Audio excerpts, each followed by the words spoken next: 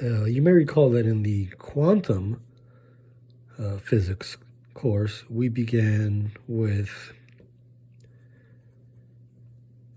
writing things like energy equals momentum squared over twice the mass for a free particle, and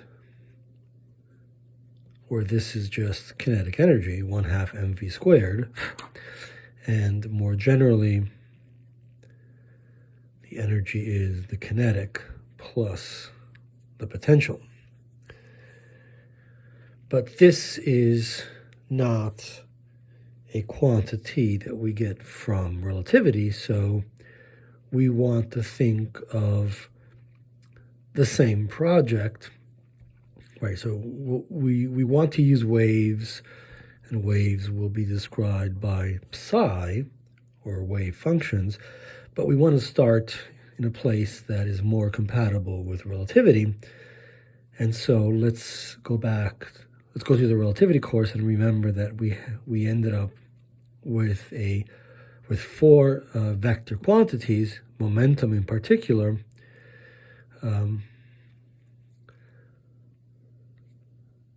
where we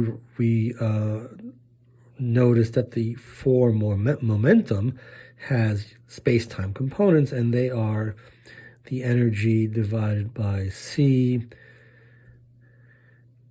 I'm not even sure we defined it that way. It could just be the energy by itself, but if it's energy divided by c for the 0th component, then here we have the 3 components of momentum. Otherwise, it's just E, and then momentum times c.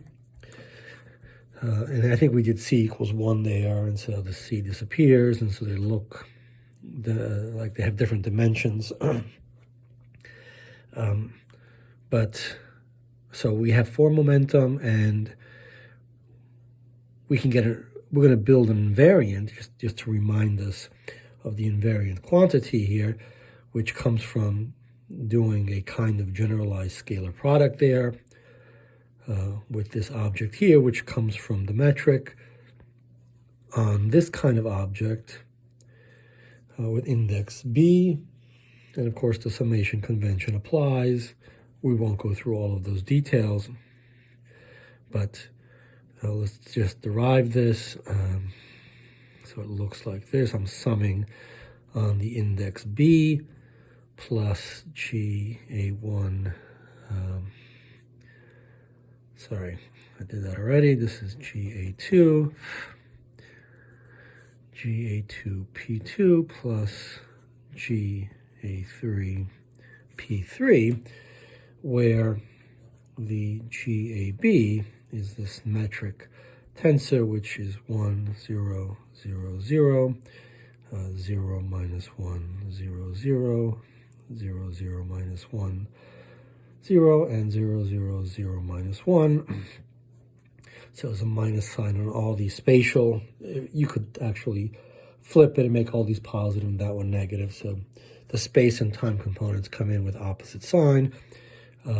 So given this, right, the P0 is G00. Given this and this together, we have only the diagonal terms here survive. So we have a G00, P0 only, which is just P0 because that's just 1.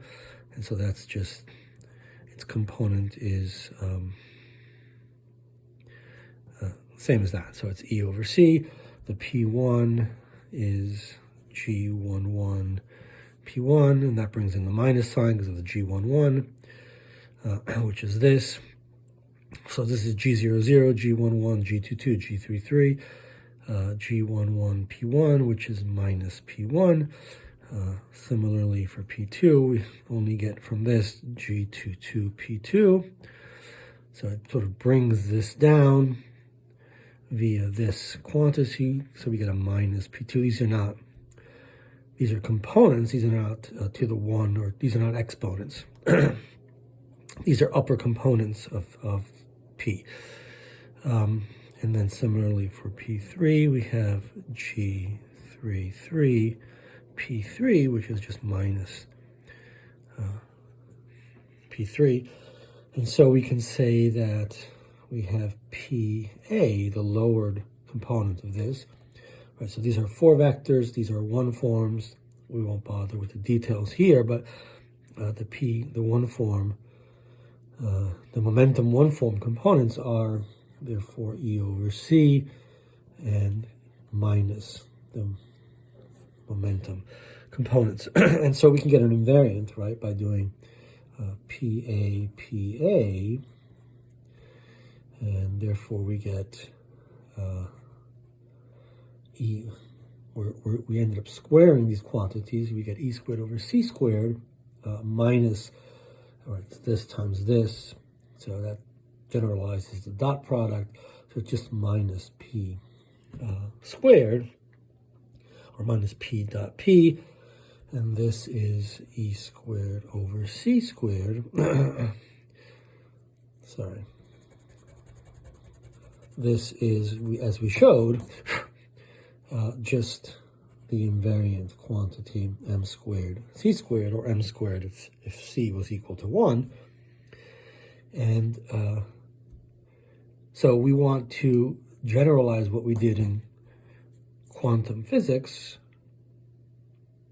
but applying to this expression as opposed to this kind of thing. Well, sort of this is the free particle, and this is the generalization of that. But we still have, right, the energy operator. We still want to use this object and this object for the momentum operator, minus I h bar. I didn't give myself enough space here to write.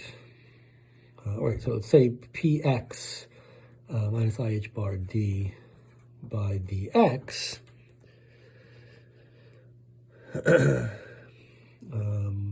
More generally, we can write P as minus I h bar times the del operator, which includes derivatives in x, y, and z, if we're in x, y, and z coordinates, or more generally without specifying the coordinates.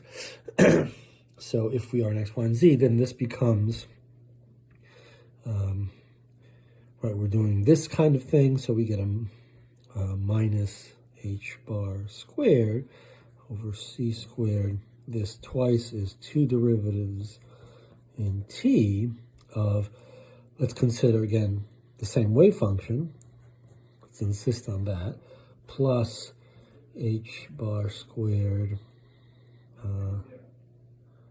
del squared psi equals this m squared c squared psi. This is the kind of thing that we would expect to be dealing with, and this is called the Klein-Gordon equation. And it's sort of the starting point, the natural starting point, to think of a particle that's described by a wave or wave function that satisfies the relativistic energy equation.